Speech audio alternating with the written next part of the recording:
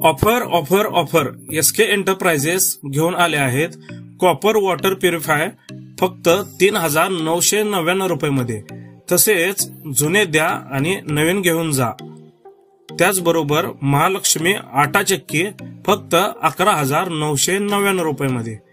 पत्ता HDFC बँकेजवळ Miraj road Sangola.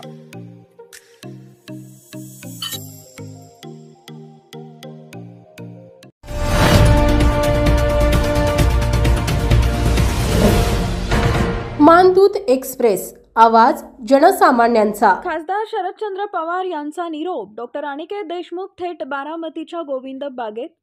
खासदार शरदचंद्र पवार व डॉक्टर अनिकेत देशमुख यांच्यात अर्धा तास खलबत्ते, राजकीय चर्चांना उधाण।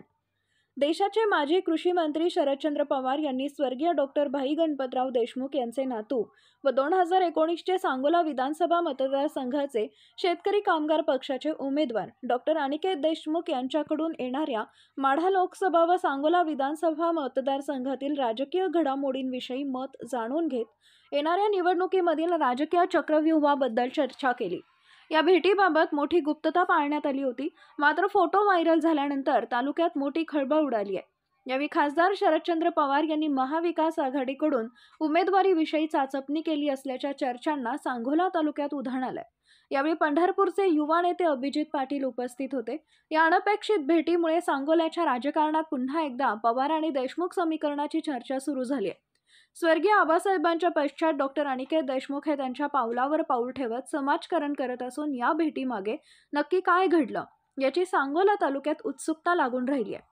2024च्या लोकसभा व विधानसभा निवडणुकीच्या पार्श्वभूमीवर राष्ट्रवादी काँग्रेस पार्टीचे अध्यक्ष खासदार शरदचंद्र पवार व शेकाप नेते डॉक्टर अनिकेत देशमुख यांच्या भेटीचे फोटो सोशल मीडियावर व्हायरल झाले होते। या भेटीमुळे सांगोला तालुक्याचे वातावरण पुन्हा ढवळून निघालंय। स्वर्गीय भाई डॉक्टर गणपतराव देशमुख व खासदार शरदचंद्र पवार यांची अतिशय जवळीकता होती। स्वर्गीय आबासाहेबांप्रमाणे शरद पवार यांनी डॉक्टर अनिकेत देशमुख यांच्याशी संवाद कायम ठेवलाय। खासदार शरदचंद्र पवार व डॉक्टर अनिकेत देशमुख यांच्या अनपेक्षित भेटीमुळे सांगोल्यात खळबळ उडाली आहे। खासदार शरदचंद्र पवार यांनी लोकसभा व विधानसभा निवडणुकीसाठी शेकाप नेते डॉक्टर अनिकेत देशमुख यांच्यावर मोठी जबाबदारी दिली असल्याच्या चर्चा दबक्या आवाजात ऐकावयास मिळत आहे।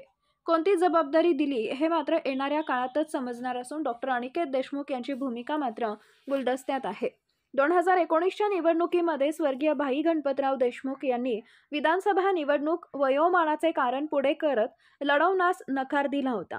त्यानंतर जनतेच्या आग्रहाखातर स्वर्गीय भाई गणपतराव देशमुख यांच्या मार्गदर्शनाखाली डॉक्टर अनिकेत देशमुख यांनी निवडणूक लढवली होती।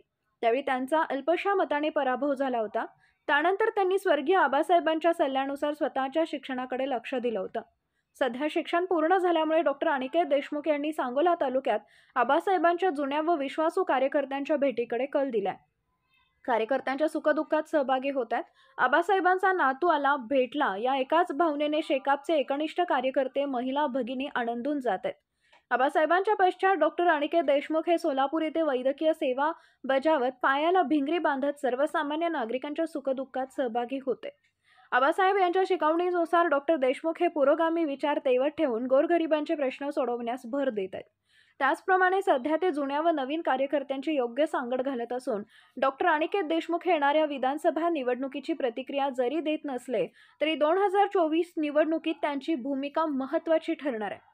या भेटीमध्ये माढा लोकसभा मतदार व सांगोला विधानसभा मतदारसंघातील सध्या घडामोडींवर विशेष चर्चा करण्यात आली।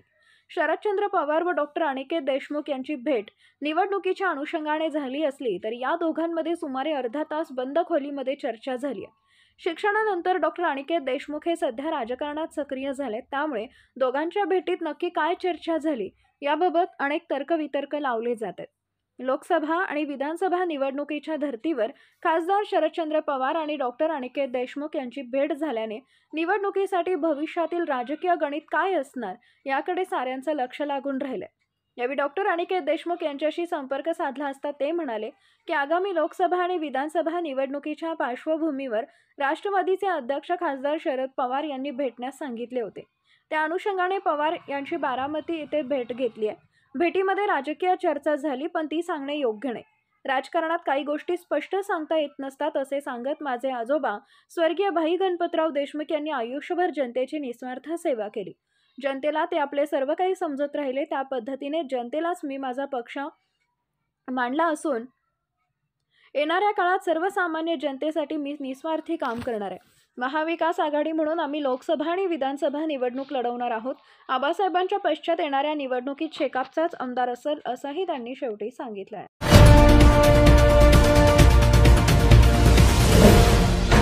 मानदूत एक्सप्रेस, आवाज जनसामान्यांचा.